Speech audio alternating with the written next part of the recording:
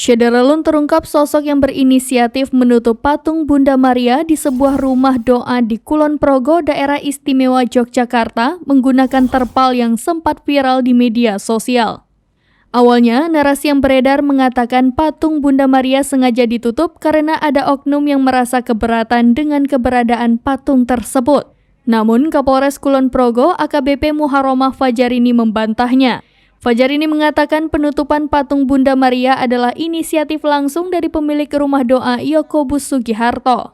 Kata Fajarini, Yakobus Sugiharto memerintahkan adik kandungnya Sutarno untuk menutup patung Bunda Maria. Dikutip dari tribunjogja.com, Yakobus Sugiharto adalah pemilik rumah doa Sasana Adi Rasa yang patung Bunda Marianya ditutup menggunakan terpal. Sebelumnya, Sugiharto mendirikan rumah doa di kawasan Pedukuhan Degolan, Kelurahan Bumi Rejo, Kapanewon Lendah, Kulon Progo yang baru selesai dibangun pada Desember 2022.